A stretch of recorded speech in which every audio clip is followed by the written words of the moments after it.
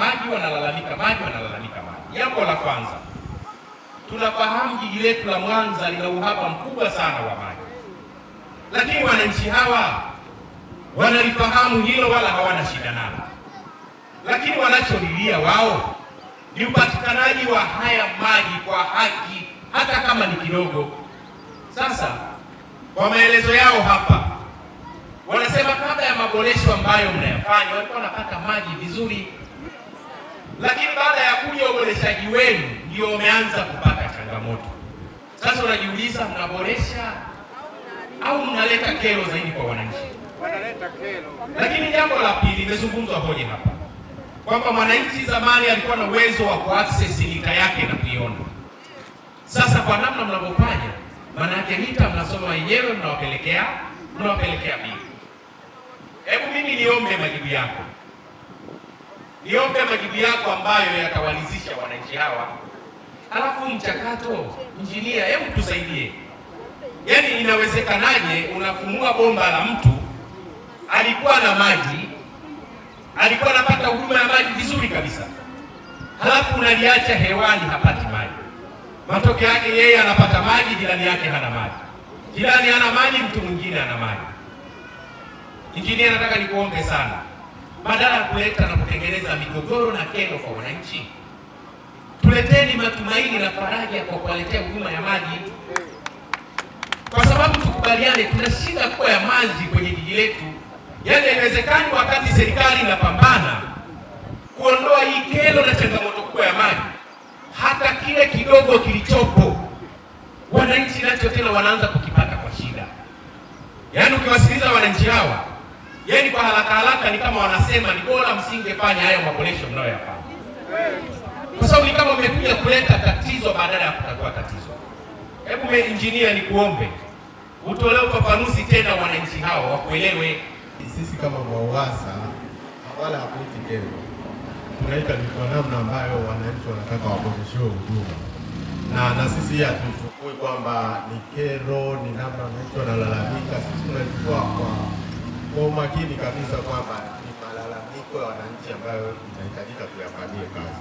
Kitu ambacho nimesema ni kwamba huu mradi sawa, uko kwenye utekelezaji, bado haujakamilika. Kuna namna ambayo mtu anaweza kaona bomba lilimolewa, limepelekwa hiki, limefanya hivi, lakini sisi lengo letu ni kuboresha maji. Hii shida unayoiona ndani ya siku 3 hii ni kutokana na changamoto ambazo zimetokea, lakini eneo hili sio kwamba lina shida ile kubwa sana ya maji ukilinganisha na maeneo mengine. Kwa mtaa wa Nkamba tuna changamoto ya maji. Tunakaa mpaka miezi 3 hakuna maji. Tukiwapa taarifa viongozi wa MWAUWASA wanakuja kutuchungulia, ni kama vile wanatupaka uji kwenye mdomo tuonekane tumekunywa, huku hatujanywa.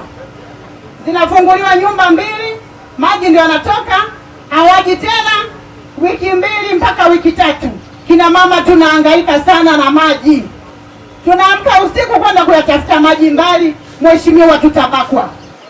Kina mama tuna uchungu sana na maji, na bili zikija ni bili kubwa, huku maji hatupati, na sijui bili hizo zinatoka wapi. Mheshimiwa, tunaomba tutetee kuhusu swala la maji. Ni shida sana kwa mtaa wa Nkamba, miezi 3 hatupati maji. Walitupa mgao kwamba kila Alhamisi tutapata maji, lakini inapita Alhamisi 2 hatujapata maji, mgao unaenda sehemu nyingine. Tukija kuomba tena tunafunguliwa mara moja, hatupati tena. Nikilalamika sana, nadhani mpaka sasa wameshanichoka. Nikilalamika sana, wanakuja na gari lao, wakisha kuja zinatoka nyumba 2 tu maji, nyumba nyingine hakuna maji kupanda. Tunaomba sana mheshimiwa, tunaomba sana kuhusu swala la maji. Baada ya mfumo kubadilishwa, maji yamekuwa yanasumbua sana. Nyumba 2 zinatoka maji, 1 haitoki. Nyumba 3 zinatoka, 1 haitoki. Inakuwa ni shida. Pili ya maji inapokuja, inakuja ile ile. Unauliza, mbona usomaji ni tofauti? Unaambiwa tumekadiria. Sasa kama mnakadiria kwenye mita za maji, lakini pia mita zilizokuwa ndani tulikuwa tunaona wenyewe kwamba bili yangu imesoma hivi na usomaji wa mita umeenda sawa. Sasa hivi hata mita zenyewe hatuzioni. Wanaona wenyewe, wanatuletea bili ya maji, maji hayatoki mwezi mzima. Yaani maji yamekuwa ni tatizo. kwamba mfumo utarekebishwa. Wakati huo bado tunahitaji maji nyumbani, kwenye biashara na maisha mengine yaendelee.